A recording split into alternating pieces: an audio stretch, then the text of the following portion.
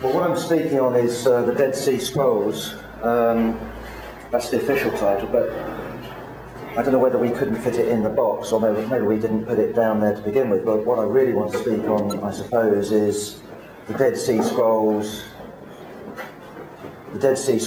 and Jesus and that sort of type stuff. So I'm really trying to use the Dead Sea Scrolls rather than... Why don't comments come and sit down here rather than pick up chairs? Why don't you just come and sit? That's right. In the way of the camera? I don't know. Come sit down.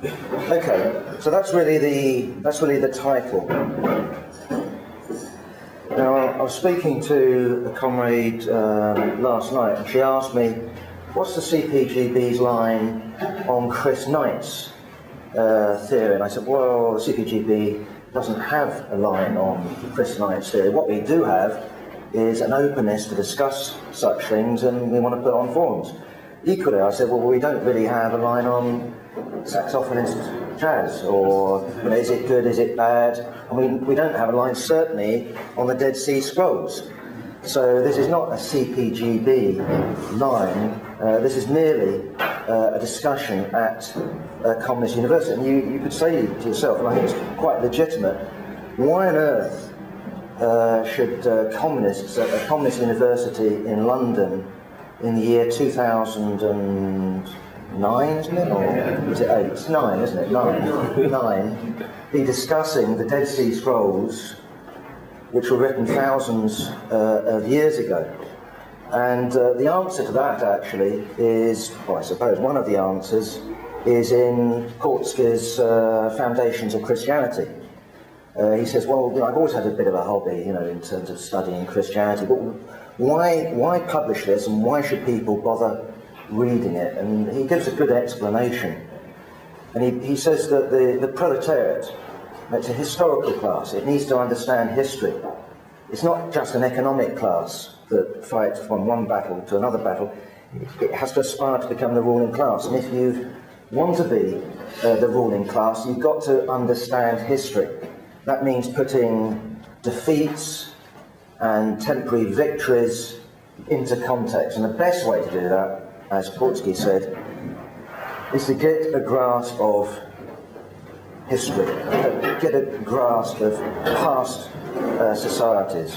So it's with that idea that I'm approaching the subject.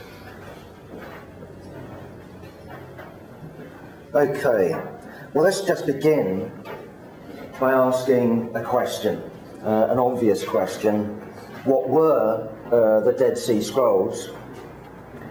Well, they were discovered by, I think it was an Arab shepherd or something along those lines, 1947,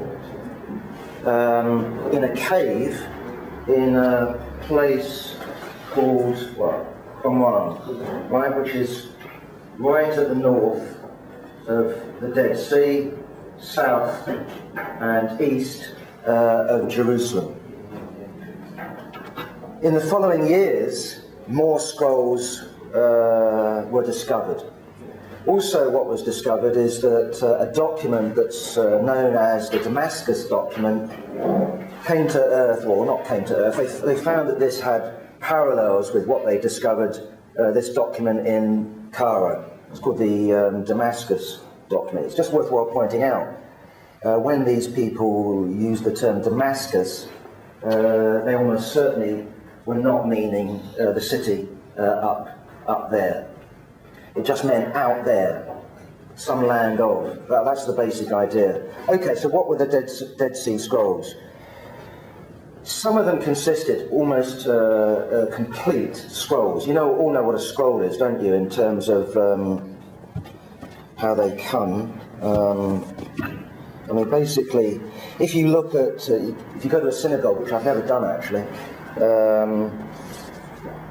priest or the rabbi will read the Bible from a scroll. That's rounded, folded up, and that sort of type stuff. So all these scrolls came a bit like Well, actually from left to right. Okay, exactly. Sorry.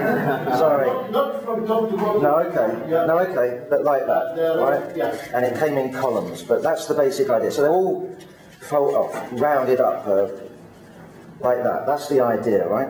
Some of them were pretty complete. In other words, you could unroll them quite carefully, and they got them more or less complete. Some words, some fragments will be missing. One of them actually was called the Copper Scroll. You can imagine that's quite well preserved. Others, on the other hand, would reduce just to fragments.